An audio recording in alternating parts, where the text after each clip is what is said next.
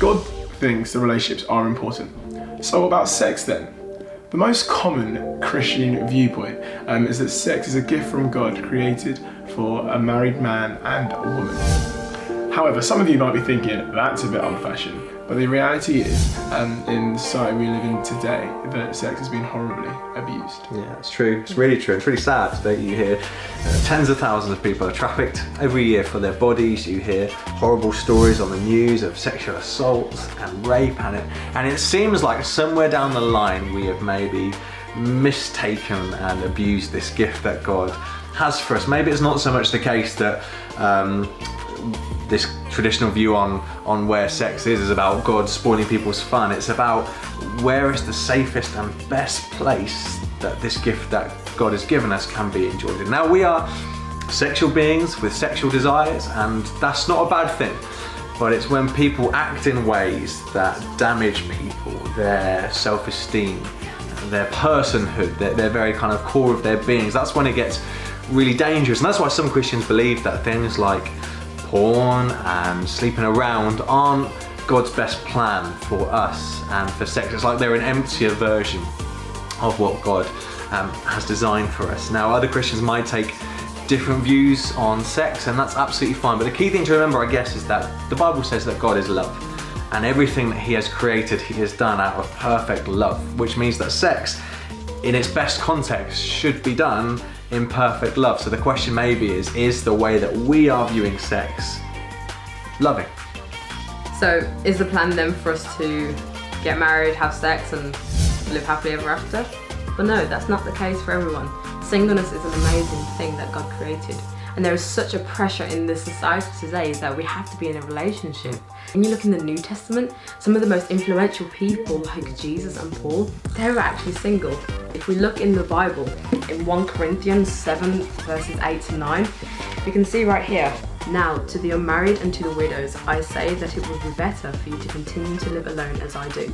But if you cannot restrain your desires, go ahead and marry. It is better to marry than to burn with passion." And I understand that that's a different context to today, where we're in a society where everyone's like, actually marriage is great and there's so many advantages and whatever else it may be. There's so much you can do either way through singleness and marriage, but through singleness you can also have so much time on your hands, whether it's through serving in the church or serving with those around you, or just being able to meet up, different things that whereas in relationships you can't exactly do. But despite all that, marriage is great and singleness is great, but we are part of something even greater, and that's the fact that we are in a relationship with Jesus. Yeah, it's really good.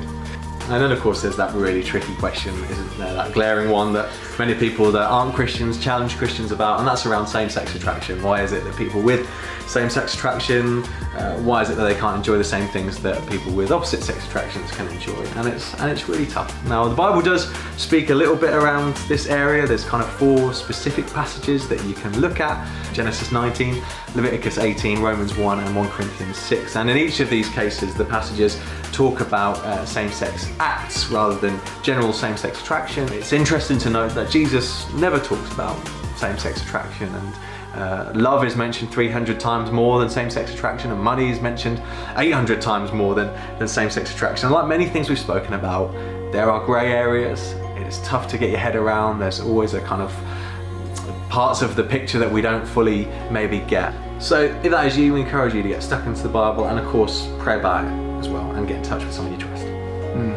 I guess the thing is, no Christian should ever feel that they're alone.